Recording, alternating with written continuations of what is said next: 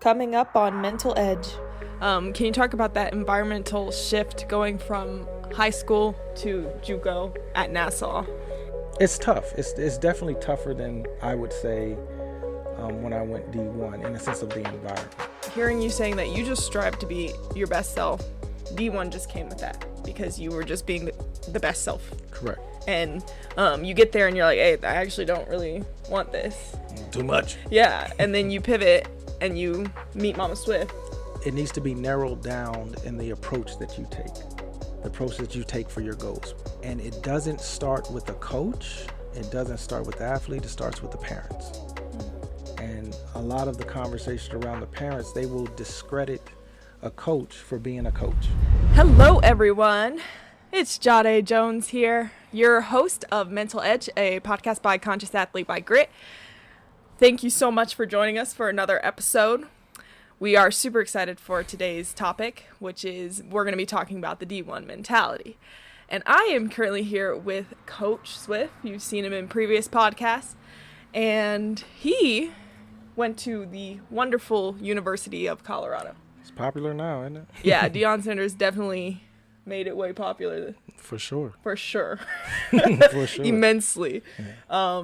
And so we're just going to talk about his journey there, and hopefully you can take something from it and maybe apply it to your own life. So let's dive right in. Coach, let's first talk about your kind of athletic background. When you were younger, you mainly played football. That's correct, right? I played everything that, just like any kid back in the 80s. I was born in 1980. I played anything that was put in front of me. So I settled, obviously, on football once I moved to Delaware. But track, baseball, basketball, football, tennis, I remember playing that a lot. Just everything as a kid, riding a bike, being a kid. So a lot of sports when I was young. You did all those sports. You settled into football.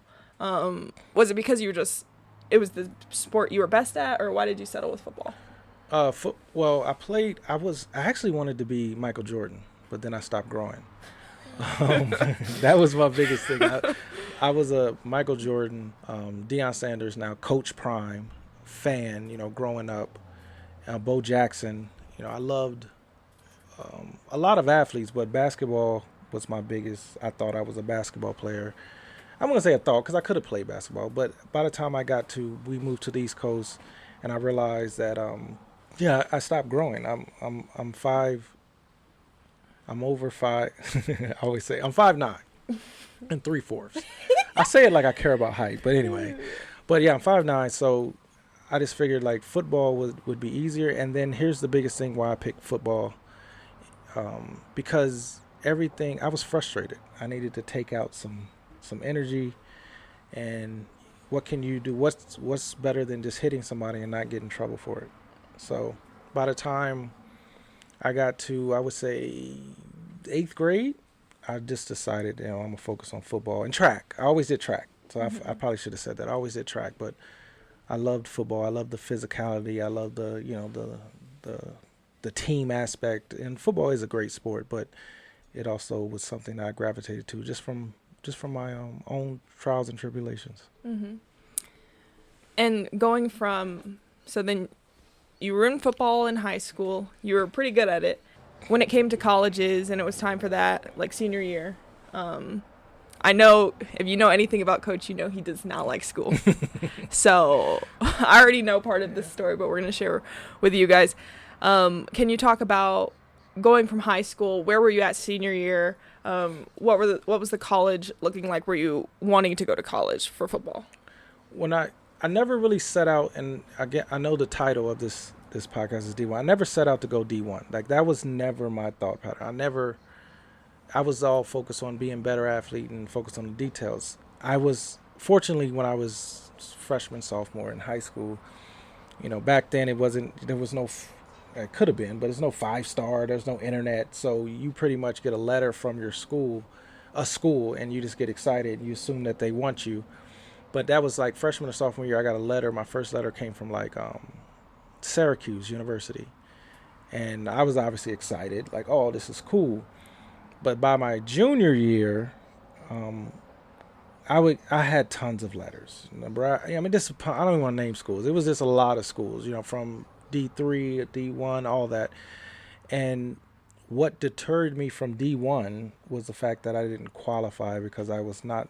I'm just not a scholar student. That is not me. That is not my thing at all. For me, getting to senior year, my only options were prep school or junior college.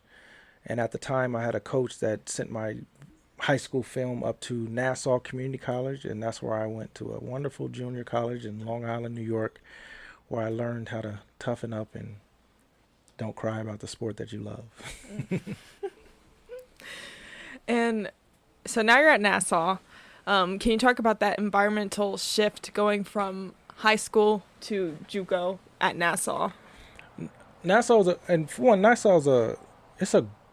I would still say it's a great school. My teammate still actually, he still works there.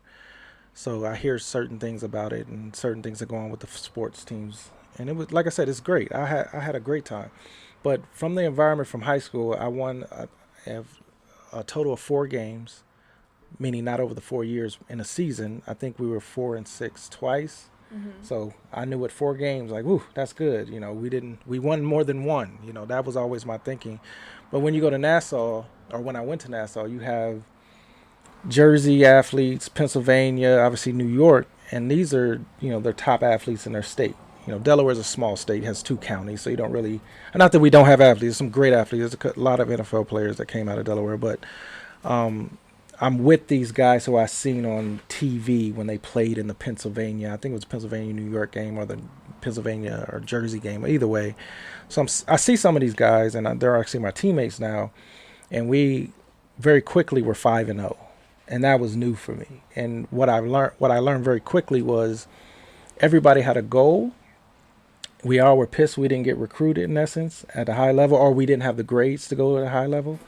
And we were there battling it out for position and for bragging rights and everything. So I learned very quickly, like, you better love this thing. If you don't love this thing there, it's different. Mm-hmm. And it's just, it's tough. It's definitely tougher than I would say when I went D1 in the sense of the environment. And then so from Nassau, you go into D1, and that's what brings our podcast topic today into light. And we're talking about it because as a coach, you hear a lot about athletes saying that they want to go D1. And I think your story is really interesting because we're going to talk about what D1 was for you. But it sounds throughout those years, you were just striving to be a better you. And that's something that he always says. I was just trying to be the best me. And do you want to kind of talk about that mindset, like, and how that kind of drove you to get these accomplishments that you didn't even expect? A lot of and I'll start where we're at Nassau. Nassau, for me, I learned basically, like, obviously I want to do this. And this is what is so important, and it's very important, and I will continue to say it to the day I die. The environment that I was around helped shape me. Regardless, good or bad, we're not talking about that aspect. We're talking about it shaped me.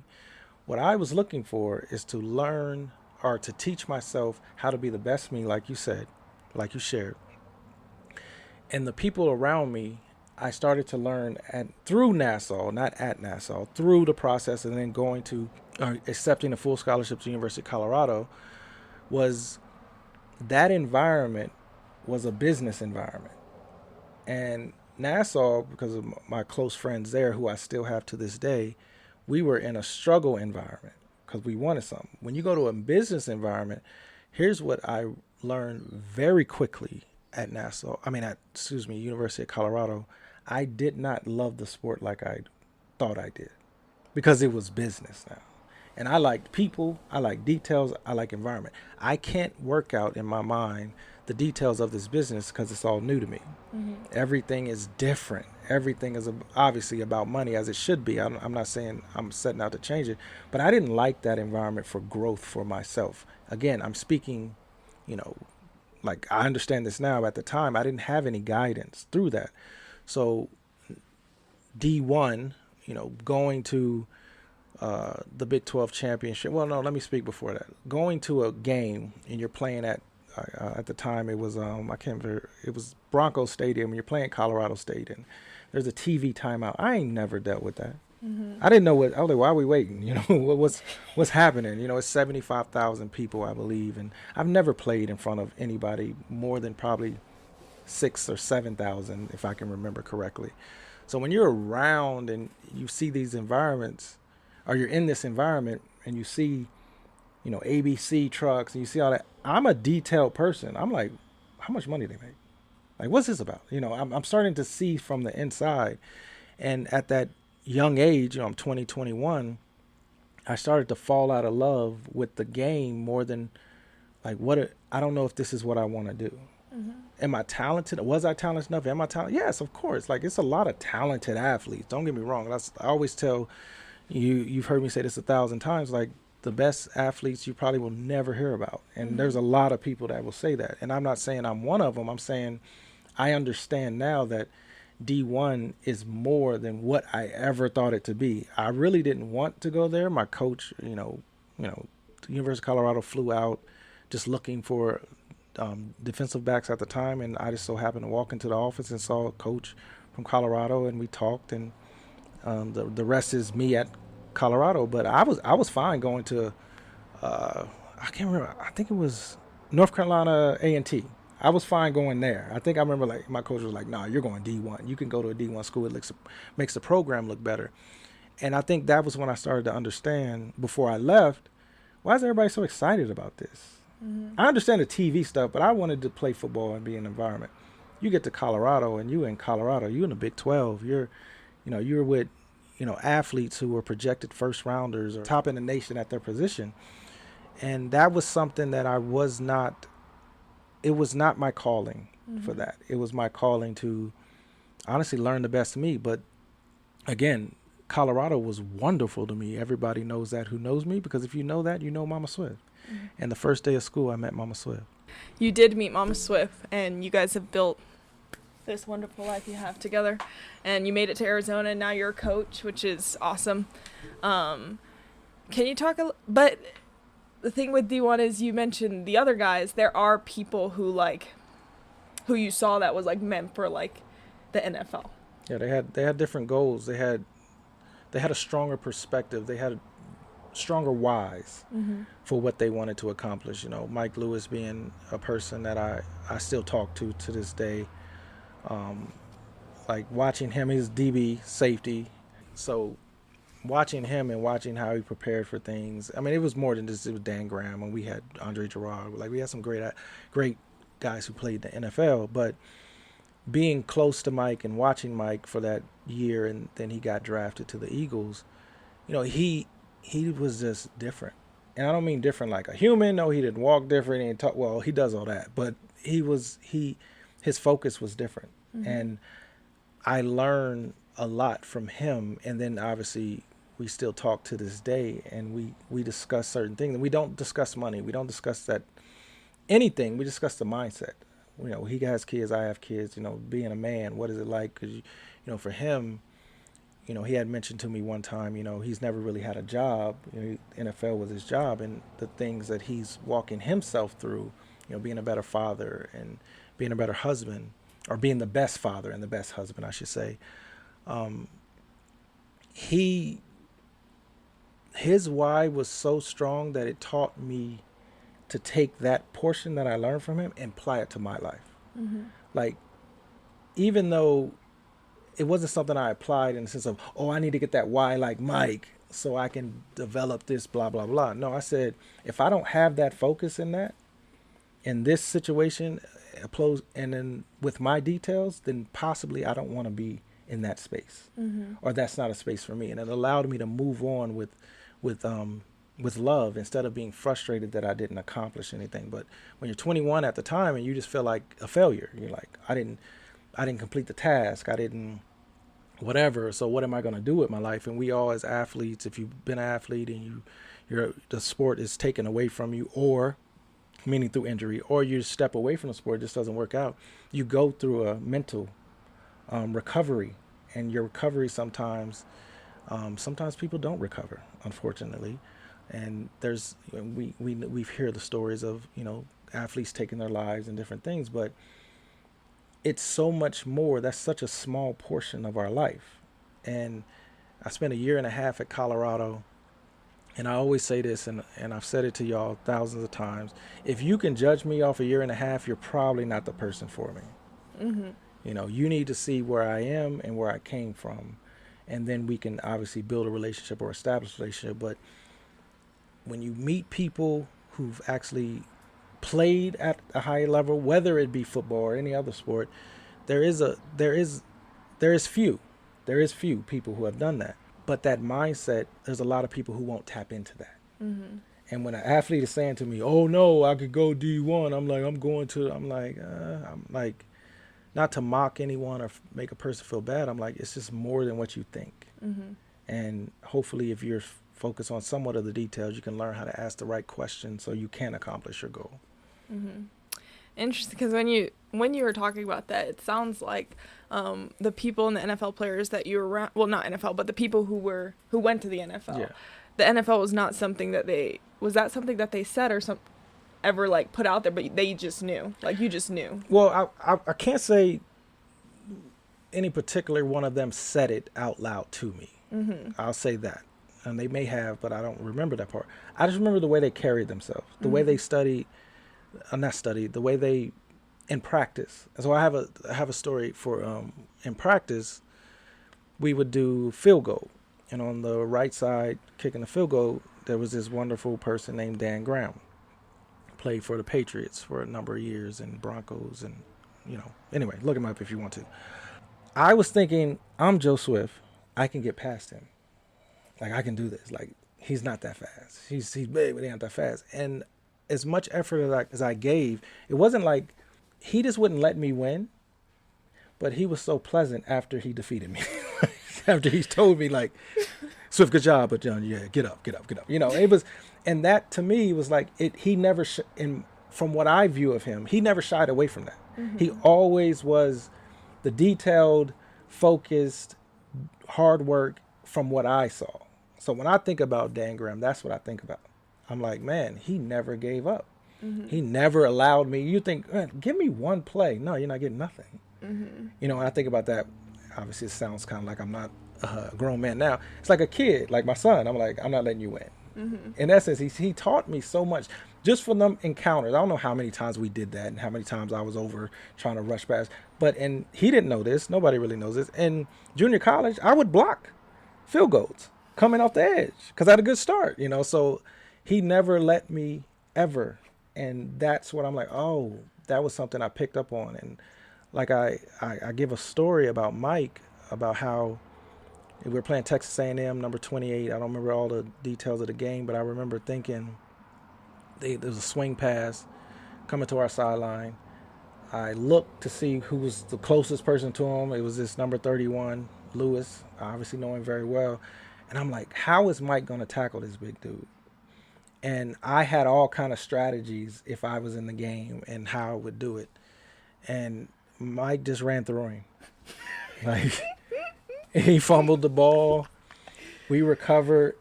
And I don't even think I celebrated more than I was like, oh my God.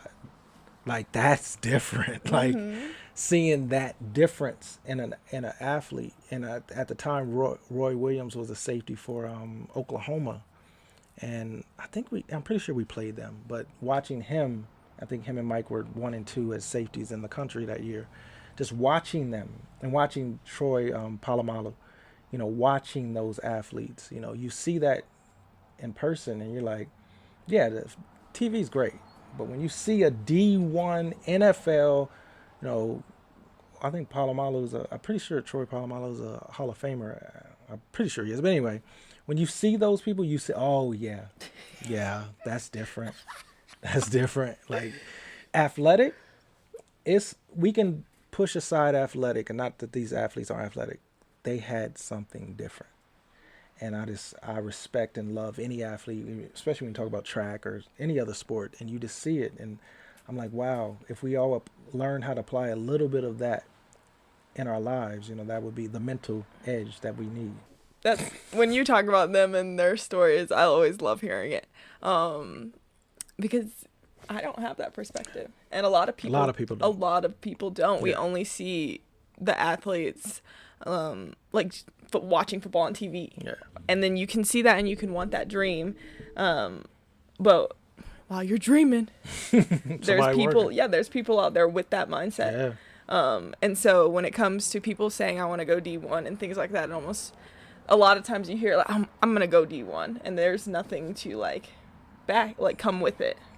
And I don't think, and I don't mean to cut you off, but I don't think people, even parents, coaches, certain coaches, I won't say all, obviously, they don't see the dedication it is. We like the glamour because we have a social media age. We like posting that my son got a letter or got an offer. And there's nothing wrong with that. It's fantastic. Don't get me wrong. But there's layers to this and support systems and environments and just so many layers to it that I sit back and I always go like, yeah, D1's a small window. Again, that's a small window. Small part of life. In sports. In sports, very small window. And then they say, they say the next level, whether it be Olympics, but we're obviously talking about D1 athletes. It's rare. I don't walk around, as I traveled, I never met a D1 athlete. Like I wasn't somewhere, I'm not saying I didn't walk past one in the mall, whatever. They're not everywhere. Like I'm like, oh shoot, there's the D1, there's the D1. No, it was really the environment that we had was a bunch of athletes who were probably the best at their school and got together and were at a big university. And there's many athletes that came out of Nassau that went D1 as well. But if I'm walking, that's not who we are. Yeah. I have a good friend that went to Nassau when he played D1. He's an electrician, makes good money as an electrician. The buddy that I went to Nassau with that we still talk to this day, like he's an entrepreneur. He does a lot of things, real estate, all kind of stuff, and just takes care of his family. We discuss our athletics and D1isms, our D1 mindsets, our D1 stuff, but we all use it for what we can project and how we can do things moving forward and what mistakes we made. Remember, in that short period of time that we played in college at a high level. So, NFL, again, we did talk to, and you were on the call when we were talking to one of the Malcolm Mitchell. Yep. And you were shocked after that. You're like, he kind of got the stories that you have, Coach. I'm like, yeah, when you shift your mind to that mindset to even make it to that level, a lot of us are too distracted, or we let distractions take away from what our purpose and what the details is and what we want. So it's definitely not easy, and guess what? It shouldn't be. Yeah. And that's the biggest thing. Stop thinking that it's easy, because it's not, and it shouldn't be easy because it is a high level of sport. Yeah. Bars, as they say. You are giving them the bars. Giving them. Yeah, this is going to be a good podcast. But it's really interesting that you say that, because it is such a small window of life. It's like, 4 years maybe? Yeah, maybe. If that, And hearing you saying that you just strive to be your best self, D1 just came with that, because you were just being the best self. Correct. And you get there and you're like, hey, I actually don't really want this. Too much. Yeah. And then you pivot and you meet Mama Swift, and then you go in a different direction in life. Correct. And I think that's what I feel like nowadays. It's like you can see the D1 because it is everywhere. Social media, so it can feel. Social media can make things feel easier than it is. Correct. And also make things feel more glamorous than the reality of situations. 100%. And maybe you get there and you don't even know if you want it. Or maybe you don't want to do the work for it. Or maybe it was actually harder than you really thought it was. And so those are things you think about. But I think a lot of times as an athlete, you can wrap yourself around like, oh, the sport is me. Yeah. But it's not. It's not. That's not even close. So small of your life, and you've got so much more. Yeah, so much. It's nowhere. As I get further and further away from my time in athletics, I'm thankful, extremely thankful. Like I said, I met Mama Swift, but it's such a small portion of who I am. And yeah, it is. And you can say that, like, because, parents want your kids to go D1. Kids may want to go D1 because of that accomplishment. And of course, if you want to go D1, go for it, right? Yeah. That's your goal. But like you say, that's not the proudest thing that you were like of life. Not at all. Like, and I know you've said that before. You're like, going to the University of Colorado is not something that I am extremely like, oh yeah, I went there. It's not even close. Like the biggest, again, father, husband, that's my biggest accomplishment. That I will not be thinking about. University of Colorado's doing great. Coach Prime, love it, love everything that's going on. But I will not be discussing University of Colorado in my latter years of who I am. It shaped me. I appreciate it. I learned a lot. But also, because it's such a small portion, I do have a lot of memories that come back, because it wasn't like, again, I have traveling across the country, being a father, like those are stories, and I keep evolving those stories. I can only look back at that time and appreciate the experiences, and I do appreciate that I do have a Big 12 ring. I did not play as much as I probably could have if I had a better attitude. Those are things I'm like, oh yeah, I probably could have played more if I did this different, but I don't regret it. I don't look back and think I should have done something differently, and I did the best I could with what I had. And I had the details to get me there, but I didn't have the mindset to keep me. And over the years, it taught me the opposite, the polarity, the yin and the yang, whatever you want to call it. It taught me, like, this is where you made the mistake because you'd had no guidance. Now you have a better understanding. So pull out those details and be a better man. So that's my biggest thing. I'm thankful because I am me.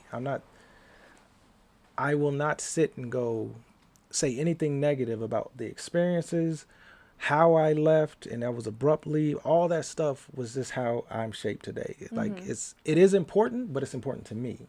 It's important to you if you're nosy. You know what I mean? Like if you want to know, wait, what happened? And no, it just didn't. It was like I said, I didn't have the right mindset.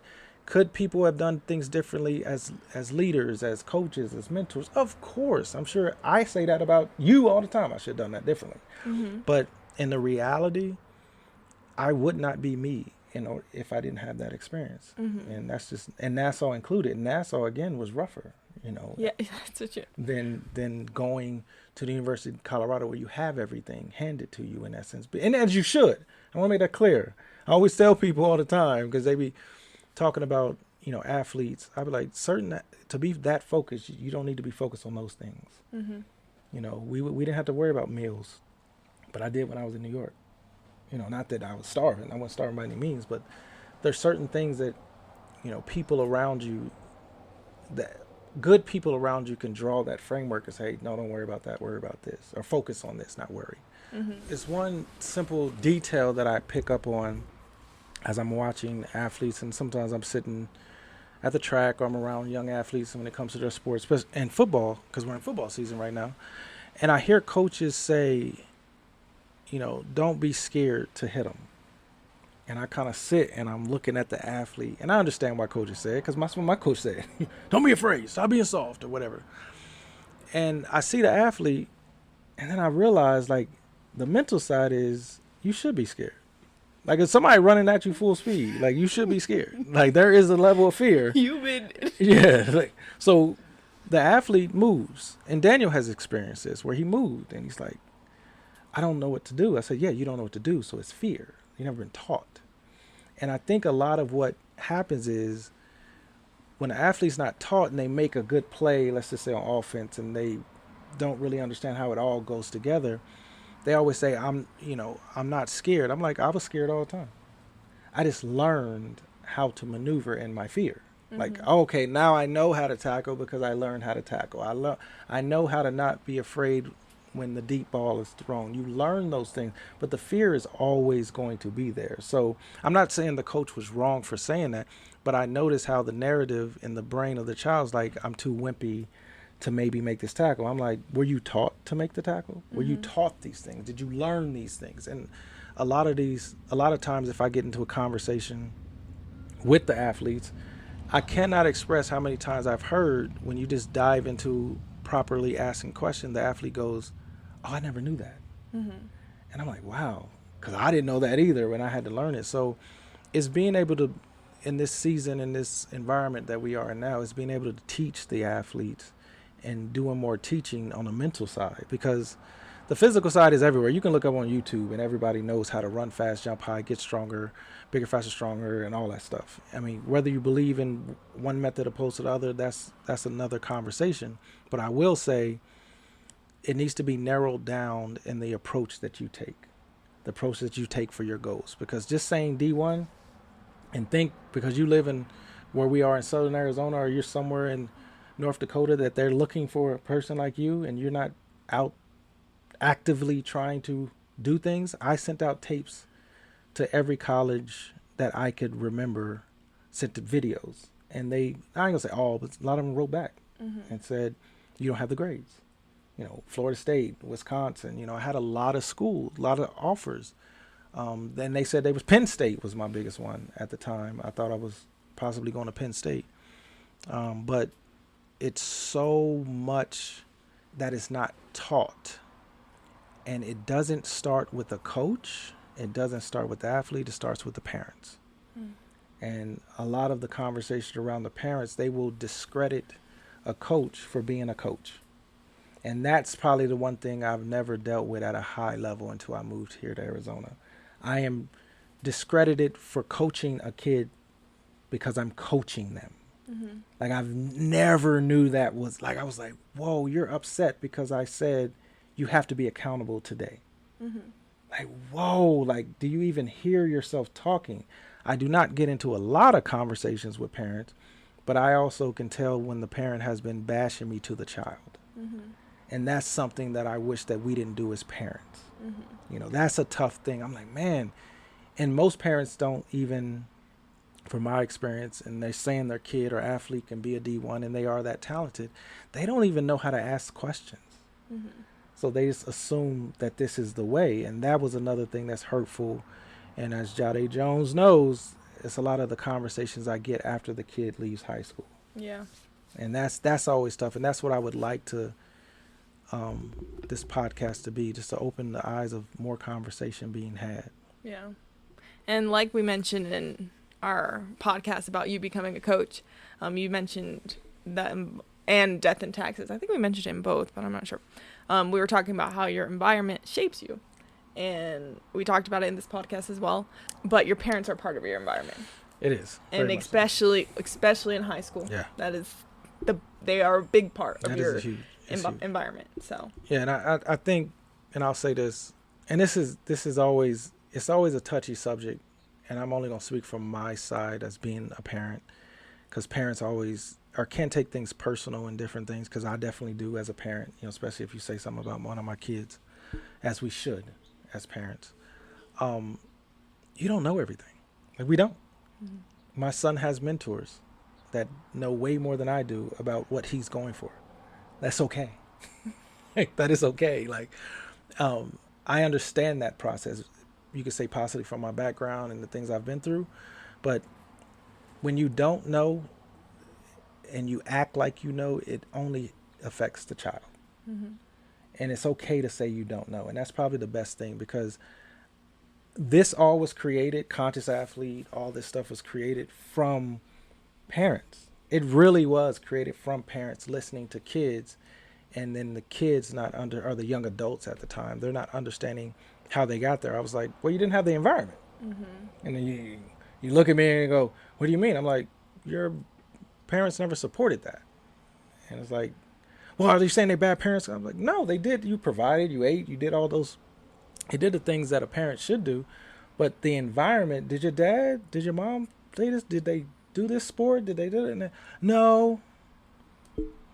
Where did they get all this knowledge from? It's like, where does it come from? Like, and that's what I think, if we want to talk about D1, exercise physiologists, you know, all the alphabet soup and stuff that I studied. Like, I was talking to Mojave Nick. I was talking to Mo about this. He called me recently, and I was like, people are just going to learn me for what I've always been.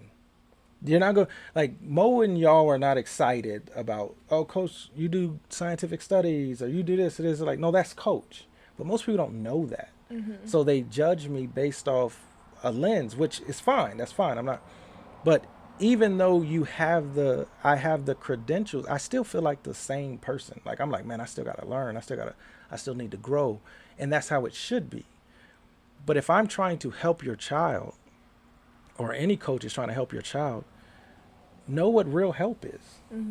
Like, know what it is. And that's where parents and coaches get in a lot of conflict. And I don't mean a physical conflict, or like, I rarely get into conversations with parents, but I think when they believe and they know, and this is a big one, Jade, you ready for this one?